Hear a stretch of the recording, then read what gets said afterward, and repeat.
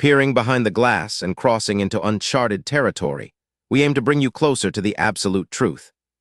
Step into the past to witness the exact moments that shattered expectations. Hey, you, turn around. Hands where I can see Yes, them. sir. I'm active duty U.S. Navy. Just got back from deployment. That uniform doesn't look right. You got proof you're military? Yes, sir. My military ID is in my... Don't reach! Hands up now! Officer, I'm complying. You asked Go for on it. the ground, on your knees, now. 72 hours later, the Pentagon stepped in. You asked for my ID. Dress whites, gold buttons, ribbons across the chest. Gas station parking lot, Saturday morning May sun beating down. Everything stops. 72 hours later, the Pentagon gets involved. The Department of Justice opens a federal case, and the deputy who gave that order faces 62 years in prison. The man on his knees, Lieutenant Commander, 12 years. Navy commanded a destroyer through 2 combat deployments every second, recorded on 8 different cameras. Before we go further, let me ask you something. Have you ever been judged before anyone knew your name? Drop your answer below. Hit subscribe right now, because what the body cam captured that morning, what 7 witnesses recorded on their phones, what made a federal judge say the words, "You saw only what you wanted to see," that's coming next. And it gets worse before it gets better.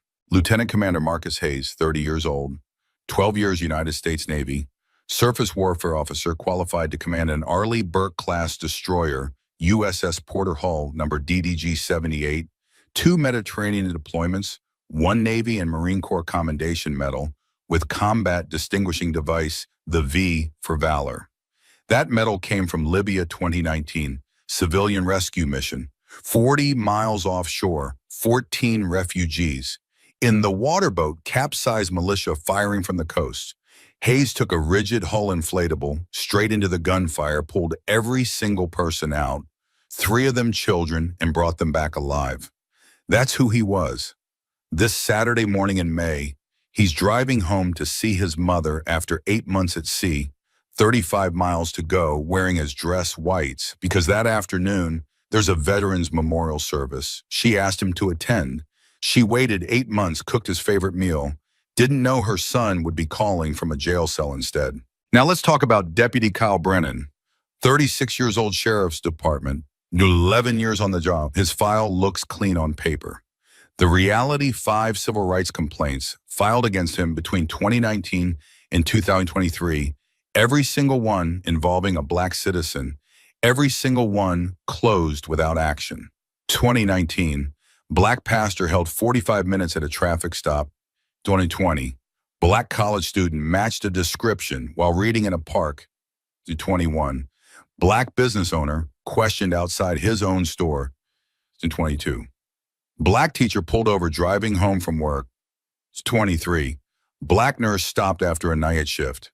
2 internal warnings buried in sealed records. 1 civil lawsuit settled quietly with a gag order, and Brennan walked away every time. People in the black community knew his name, knew his patrol car, knew to be careful. That morning, 9:45 a.m., Shell Station off Interstate 95, American flag snapping in the wind, big sign out front reading, "We support our troops." 4 HD security cameras recording 24/7, and here comes Brennan in his patrol car off duty. No call, no dispatch, just cruising through for coffee. Should an officer be allowed to work off-duty in a patrol car with full arrest powers? Comment yes or no, because what happens next turns on that question. Brennan walks out of the station with his coffee, sees Hayes at pump number 3, dress whites, ribbons on the chest. Black man wearing them, and in his mind, it doesn't add up. Never seen a black Navy officer in this county. Not once in 11 years, decides right there, the uniform must be fake. He walks over. "That's your uniform?" Hayes looks up from the pump, tired but respectful voice even. "Yes, sir, just got back from deployment this morning." "No, thank you for your service. No welcome home." Brennan's eyes scan the ribbons, the medals, the jacket that says U.S. Navy in gold letters across the pocket. "You got an ID proving you're military?" Hayes nods. "Of course, sir."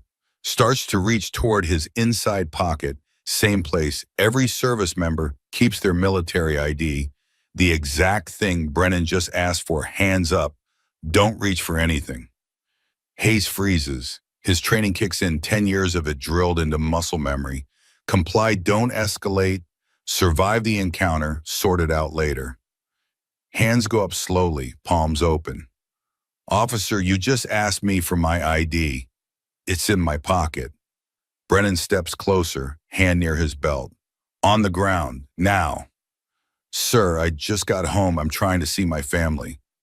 I said on the ground, babe. The gas station owner steps outside. An older man, maybe 60, wore an army cap every day for the last 15 years. Officer, that's a real Navy uniform. I know what they look like. Brennan doesn't look at him. An elderly customer at Pump 2, white hair, weathered face, USMC veteran ball cap, walks over. Son, those are real medals. I served. I know a commendation ribbon when I see one that's a Combat V device. Brennan waves him back. Step away, sir. Hayes looks around, 6 people standing there with phones out, recording. One woman has her hand over her mouth, a man shaking his head, and every single one of them watching a decorated officer being ordered to his knees in a gas station parking lot for pumping gas. The security cameras mounted at 4 corners of the canopy, recording in 1080p with audio. Brennan's own dash cam in the patrol car running, because department policy requires it anytime the vehicle's in use, and 7 smartphones held by citizens who know exactly what they're seeing. Hayes gets down on the hot concrete knees, hitting the pavement. Dress whites touching the oil-stained ground, metals pressing into the heat, the same uniform he wore to the welcome home ceremony 3 hours ago, now being treated like evidence of a crime. Brennan pats him down. Ruff pulls out the military ID, first full-color photo, holographic seal, RFID chip, embedded federal security features. You can't fake. Hayes' face matches perfectly, active duty status, printed right there. Then the deployment order's official Naval Station Norfolk letterhead, Hayes' commanding officer's name, and direct phone number at the top, dates of deployment, return date stamped, every detail matches what Hayes just said. Then the dog tag, stainless steel, laser-etched Hayes' name and service number and blood type and religious preference, the 2 tags on the chain that every service member wears, that clank together when you move that mark you as military, even when the uniform comes off. Brennan looks at the ID, looks at the orders, looks at the dog tags, holds them up to the light. These could be fake. The gas station owner raises his voice now. Officer, call his base. The number's right there on those papers.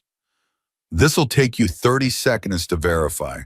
Brennan ignores him, pulls out handcuffs, locks them around Hayes' wrists, metal clicking against the commendation metal, and walks him toward the patrol car, while every witness stands there with their phones recording, and nobody, not one person, believes what they're watching. If you'd been standing there that morning, would you have said something? Comment yes or no. The handcuffs click shut, metal against metal, 1 notch tighter than it needs to be. Brennan reads the charges like he's done this 100 times. Impersonating a military service member, suspicious activity, failure to comply. Hayes keeps his voice calm, the way his training taught him under fire. The way you speak when someone has power over you, and panic will only make it worse. Sir, my commanding officer's phone number is right there on those orders. Call Naval Station Norfolk. This takes 30 seconds to verify. Brennan looks at him. You can tell it to the judge.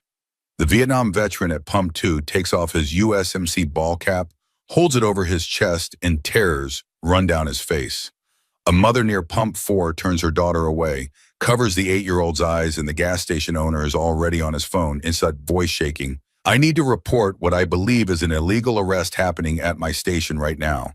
Brennan walks Hayes across the lot, past the flagpole where the American flag moves in the wind, past the sign that says, "We support our troops," in red, white, and blue letters 3 feet high, and 7 phones follow them the whole way, recording every step, every angle, the dress whites and the handcuffs, and the metals catching sunlight, and the man in the uniform walking like he's done nothing wrong because he hasn't. 20 minutes later, they pull into the sheriff's station.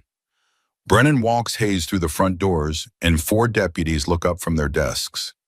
They see the uniform first, then the ribbons, then the handcuffs, then Brennan, and not one of them says a word, but you can see it in their faces. Something's wrong, something's very wrong, and nobody wants to be the one to ask. The booking officer that day is Sergeant Mike Torres, 34 years old, 8 years with the department, 2 tours in Iraq with the Army 3rd Infantry Division, and the second Hayes walks in, Torres knows.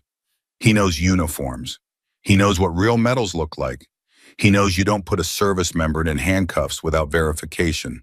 Torres stands up from his desk, walks over, looks at Hayes' chest, sees the ribbons arranged in proper order, sees the Navy and Marine Corps Commendation Medal with the bronze V device, sees the Navy Achievement Medal, sees the campaign ribbons, and every single one of them is in the exact position military regulations require, positioned with the precision that only comes from wearing them for real.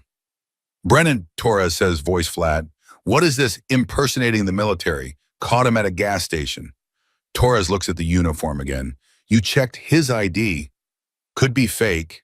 Torres takes the military ID from Brennan's hand, holds it under the light, sees the holographic seal shift colors, sees the RFID chip embedded in the plastic, sees every federal security feature that makes these cards nearly impossible to counterfeit, and then he picks up the phone on his desk, dials the number printed on Hayes' deployment orders, puts it on speaker.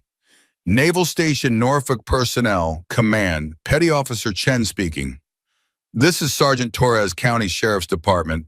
I'm verifying the military status of Lieutenant Commander Marcus Hayes' service number on file here."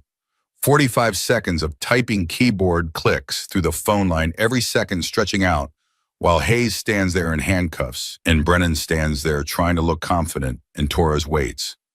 Sergeant Torres, Commander Hayes, is currently on authorized leave following an 8-month deployment aboard USS Porter. Surface Warfare Officer, qualified for command current assignment, standing watch officer, and tactics instructor.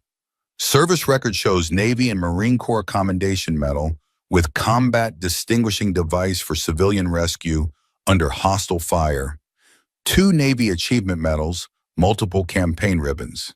He was recommended for promotion to full commander last month. May I ask why a law enforcement agency is verifying his status? Torres closes his eyes. Ma'am, he was just arrested for impersonating a military service member. Silence on the other end. Then I'm sorry, what? Torres doesn't answer, just reaches over and unlocks the handcuffs, pulls them off Hayes' wrists, and when Hayes rubs the red marks on his skin, Torres meets his eyes. Commander, I apologize. This should never have happened. This should never happen to anyone, and it damn sure shouldn't happen to you. Hayes nods but doesn't speak, and Torres turns to look at Brennan, who suddenly won't meet anyone's eyes, who's staring at the floor, like maybe if he doesn't look up, this will all go away. It won't. Type respect in the comments if you think Torres did the right thing. And here's the bigger question. Should Brennan have been allowed to make that arrest in the first place? Off duty, no supervisor, no backup, just his gut feeling and a badge. Drop your answer below. Naval Station Norfolk doesn't just hang up and forget. They call up the chain. Personnel Command gets notified. Personnel Command calls Naval District. Washington, Naval District calls the Bureau of Naval Personnel. Bureau calls the judge. Advocate General's Office, JAG, calls the Secretary of the Navy staff. And in 2 hours, 6 phone calls climb the ladder from a booking desk in Georgia to the Pentagon. 4 p.m. that same day, Office of the Secretary of the Navy briefed that last 10 minutes decision made in 3 treat. This is a federal civil rights case. Notified Department of Justice, prepare a public statement, and get a Navy lawyer on a plane to Georgia tonight. Pentagon Public Affairs sends the release at 4:47 p.m. The Department of the Navy is aware of the unlawful detention of an active duty officer and is coordinating with federal authorities. While Washington moves, Torres does something different. He drives Hayes home in his personal car, not a patrol vehicle, 5 miles of silence, until they pull into the driveway, and Torres says, "Not all of us are like him. Thank you for your service." Hayes looks at him, tired, still wearing the dress whites that touch the pavement. "Thank you for seeing me." Sunday morning, 8 a.m., the Department of Justice Civil Rights Division opens a case file. FBI Atlanta Field Office assigns 2 agents, And here's what matters. They are not investigating whether Hayes committed a crime they already know he didn't. They're investigating which federal crimes Brennan committed, because putting an active duty officer in handcuffs without cause under color of law with a pattern of racial targeting, that's not a mistake, that's a violation. The agents collect everything footage from all 4 security cameras at the gas station, Brennan's dash cam recording 7 phone videos from witnesses shot from 7 different angles. And they sit down with 11 people who were there, and every single one of them tells the same story. Hayes was polite. Hayes complied. Hayes did nothing wrong. Brennan escalated. Brennan ignored evidence. Brennan arrested him anyway. Then they pulled Brennan's personnel file. Those 5 complaints that got closed without action, the ones that looked like noise on paper, now they look like a pattern. 2019 black pastor in a church van detained 45 minutes, no charge. 2020, black college student reading in a park held for matching a description that didn't exist. 2021, black business owner outside his own store questioned for suspicious behavior. 2022, black teacher driving home from work, traffic stop that lasted an hour. 2023, black nurse after a night shift, same thing. 5 complaints, 5 black citizens, 0 consequences, and now a 6th case with video evidence in a federal victim. The pattern doesn't just suggest bias, it proves it. While the investigation builds, the videos start moving. First upload hits Twitter at 11 a.m. Sunday morning. Caption reads, "Navy officer in dress whites arrested for pumping gas." 1 hour later, 200,000 views. 3 hours trending in Georgia. 6 hours, CNN picks it up. Fox News runs it. MSNBC leads with it. 12 hours, 3 million views across platforms.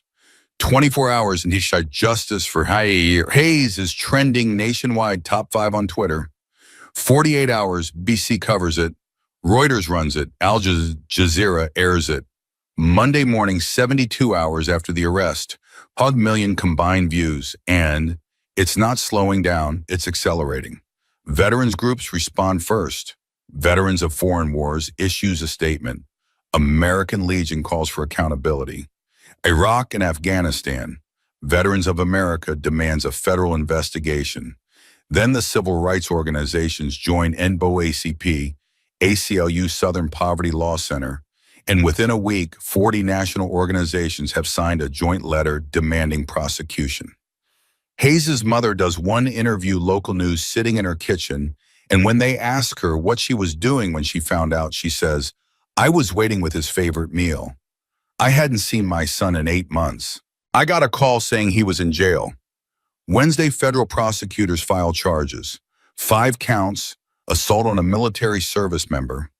Federal crime under U.S. Code Title 18 carries up to 20 years.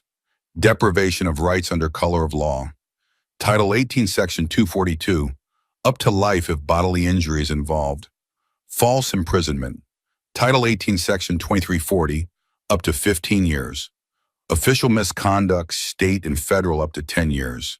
Hate crime enhancement pattern of racial targeting, documented at additional years to every count. Maximum combined sentence, 62 years in federal prison. Thursday morning, Brennan is suspended without pay badge and weapon confiscated.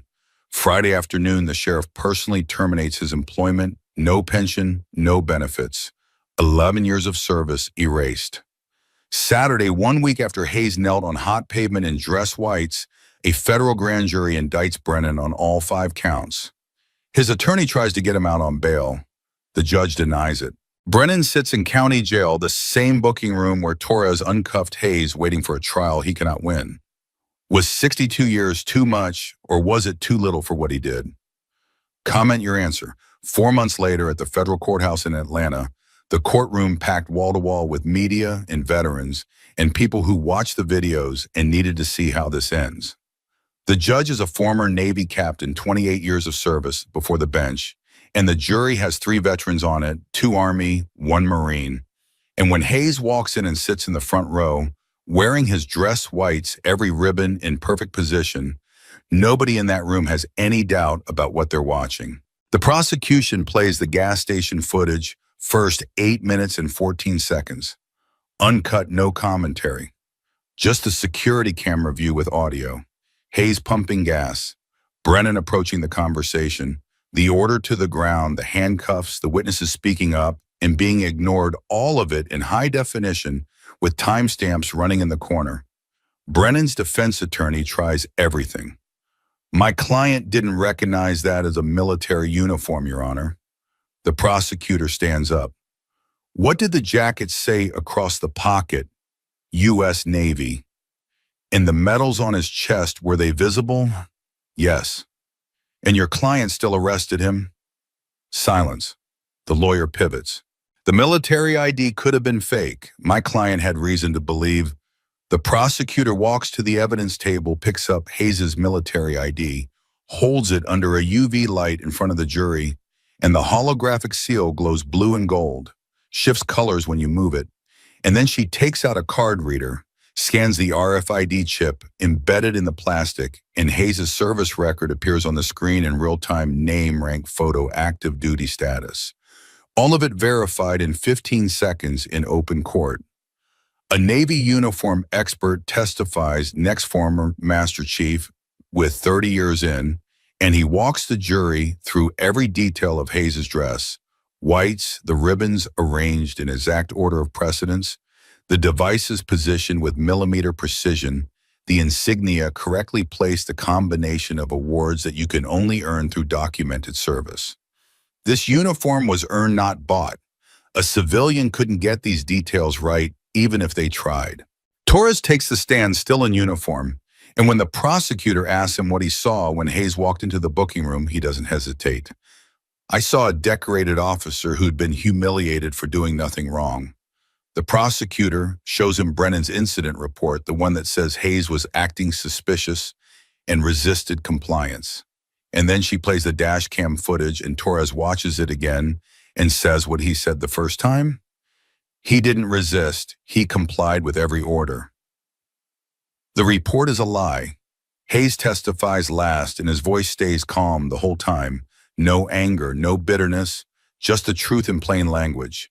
I didn't resist. I didn't argue.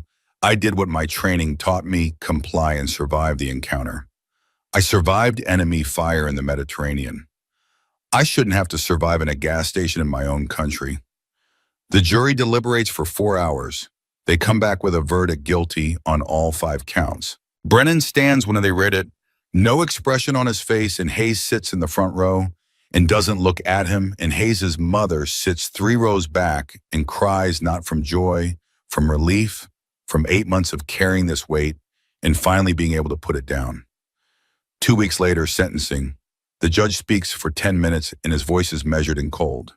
You saw the uniform. You saw the medals. You saw a man who had served his country with honor. But you didn't see any of that.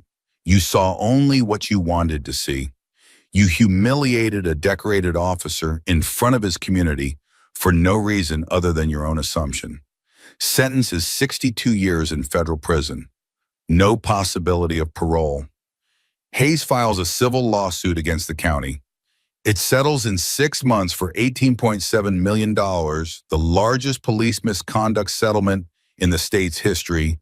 And when reporters ask Hayes what he'll do with the money, he says, I didn't do this for money. I did it so the next black officer can pump gas in peace. 8 months after the arrest, Hayes testifies before Congress House Armed Services Committee, and he tells them something that stays in the record.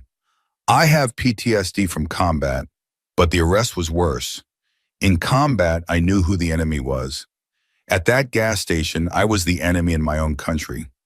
Congress passes the Service Member Protection Act. Law enforcement must verify military status through official channels before detaining anyone in uniform. Hayes's arrest footage became mandatory training material in 47 states. The Pentagon creates a 24-hour hotline for service members who face discrimination. Today, Marcus Hayes is a full commander commanding officer of a new Arleigh Burke-class destroyer, still serving the country that failed him that morning. Kyle Brennan is 3 years into a 62-year sentence in a federal supermax facility. No visitors, no calls, no way out. Mike Torres was promoted to lieutenant, runs a civil rights and de-escalation training program for his entire department. But here's the truth that should bother you. Hayes had advantages most victims don't. He had medals. He had Pentagon backing. He had crystal clear video from 8 angles. Most people who face this kind of treatment have nothing, no credentials that force the system to care, no evidence that goes viral, no federal investigation, no justice at all. So the question isn't whether this case was resolved correctly. The question is how many people have to kneel on pavement before accountability becomes automatic instead of exceptional. If stories like this matter to you, hit subscribe right now. We're exposing these cases every single week. And the only way the system changes is if enough people refuse to look away. Drop a comment. Does the system need more change, or was this case enough? And if you know someone who needs to see this, share it, because justice only works when we're all paying attention. The precise records of our past hold the essential narratives that define our present reality. To deeply understand these narratives is to search for the absolute truth. Thank you for sharing in our steadfast commitment to uncover what truly happened.